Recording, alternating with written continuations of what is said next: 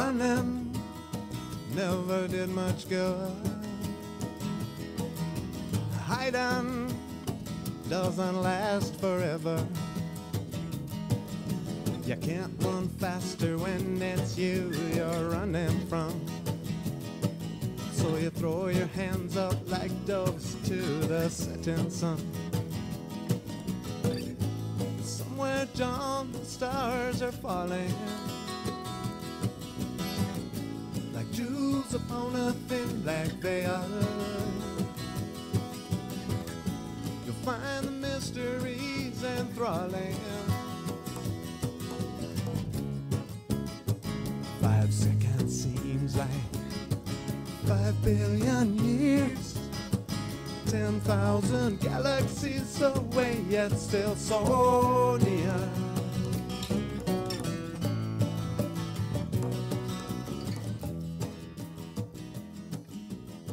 Welcome to Karen Holton's podcast.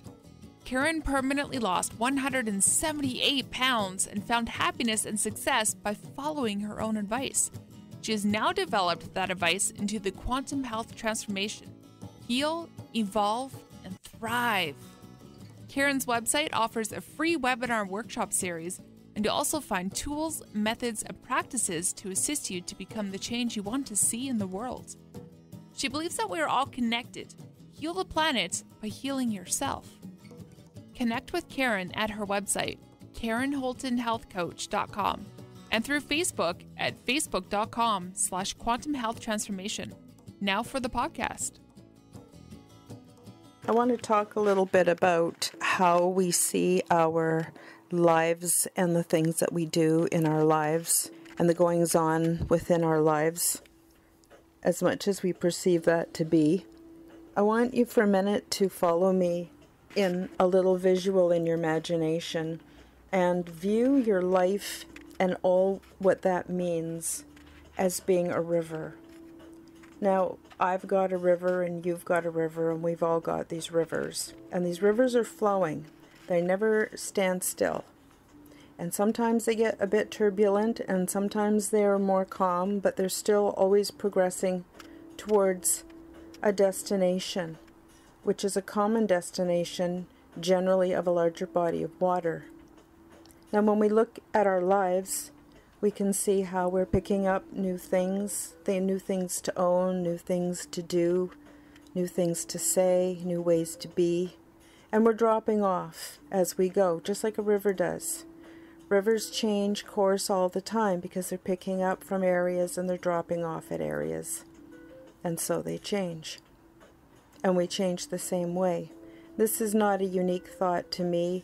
There was a sociologist by the name of Veblen, I believe it was Veblen, who described life in sociological terms in much the same way. So perhaps I'm borrowing on that. But getting back to my thought, is we're all these rivers. And when we're younger, we don't have much of a tail to look back on. And we're quite future focused. But one of the superpowers you get when you grow older is that you've got this long tail to look back upon the river as it was before the now. And that tail has patterns, and which are actually algorithms of how we approach reality and how we make shifts or don't make shifts, what we learn or don't learn, patterns that we repeat over and over. Those opportunities are given to us no matter what our position or reference point within the social construct or the social reality, okay? And so here we are flowing along these rivers, and when you get old, you get to look back and see all this data. Now, if we resist the urge to dwell in the past and we stay presently focused, what happens is this information from the river before now is all the learning that comes from looking back upon all the mistakes and all the things that shaped who we are in the now. And so in the now, as we project forward with our desires and our ability to co-create reality and to shift our own perceptual reality anytime we choose to, and we look forward And we now are making different decisions because we understand the algorithms or the patterns from how things went down for us before. It's very clear what works and what doesn't work. And so now we can shift in the now and change some things. And for myself, you know, it was changing my style my whole approach to food, shifting my approach to relationships. All kinds of lessons were still happening to me with my new shifts. In fact, I feel more abundantly am I learning now. And so I don't project too far ahead, because it's like driving at night. You only can see so far, and that's a good thing, because you've got lots right here to deal with, to think about, and to take into self-reflection. And this is what evolution is really about. This is what ascension is really about.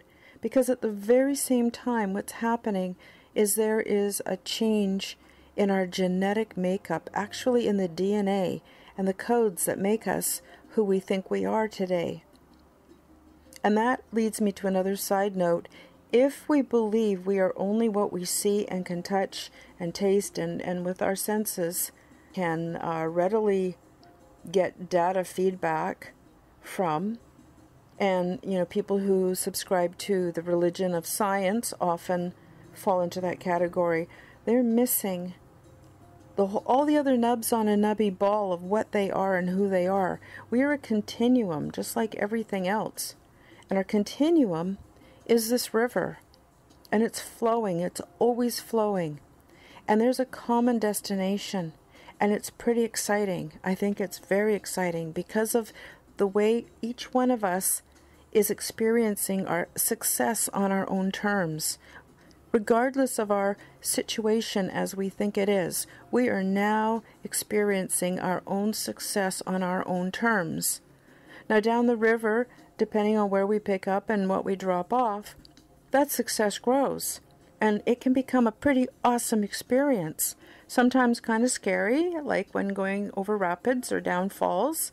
But you know what? You feel all the emotions as intensely as they want to surface for us. And we do it anyway. And every time we do that, we're making a shift. So we're picking up good things and we're dropping off things we don't want. We're altering the course of our river as we're flowing to the destination. And I believe that destination is something incredible. And that's how I'm able to cope with the horrors that I see in the world around me. And it's not so much that I'm saying those horrors, I'm not saying they should or shouldn't be there. What I'm saying is that I perceive that there is horror out there. And I'm able to cope with that because I understand how to direct my own personal flow. So if everybody else starts to take care of their own business, mind their own business very seriously, very methodically, very meticulously, and a lot of that starts within the temple body, learning to care for the meat wagon, learning to care for this environment suit, learning to care for this wonderful, wonderful thing that is anchoring in all that you are and all that I am as a continuum. And the continuum doesn't end. It's everything we could imagine, and it's an awesome thing. And I guess the other part I want to say about it is the horrors that are out there as I sometimes perceive them to be. And I'm not discounting the reality of the suffering that comes from that. So don't get me wrong. But I want to say something, and that is we often, at least myself and a lot of the people that I know, we often blame the higher echelons, the 1% or whatever you want to call it, for the horrors of the world. But the truth of the matter is, if you got to know these people, they're just not that smart, and they're not actually that well put together, or they wouldn't be doing this. What they're trying to do is freeze time instead of keeping things flowing as a continuum and as they actually are, which is fractals and algorithms and a whole lot of math. And they're trying to freeze that through traditions. And their traditions are, of course, crumbling. We can all see that. But it's wrong to freeze time or to even put things into that whole concept of time. We are a now flowing river.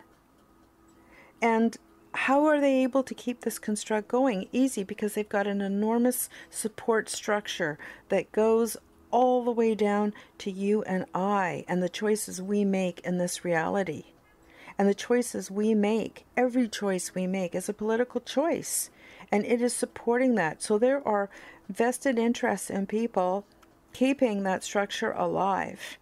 And so we have to take responsibility for the part we play in the horror. So as we direct our rivers differently, and as we're able to look back and see patterns, or as the younger people are able to do, is they're able to look around and understand the patterns just intuitively. Their method of learning is so fast, I can't even imagine what that would be like. Of course, I want some, but I can't even imagine at this point what that would be like. I'm still learning old school by looking back at my river, my tail behind me, and making adjustments in the now. Anyway, it really only boils down to doing one thing at a time, and to being right here, right now, and focusing on what I want, what you want, and directing this incredible, almost like a video game with real life consequences. We are, after all, computers learning as we go along, and we're not that different from artificial intelligence. In fact, some would debate, is there a difference between a silicon-based intelligence and a carbon-based intelligence? But that's a topic for another story. Anyway, keep flowing, keep that river going. You're doing great. And oh my God, we're going to have such a party at the destination larger body, whatever that is. Lion only makes you hurt. Denying only makes it worse.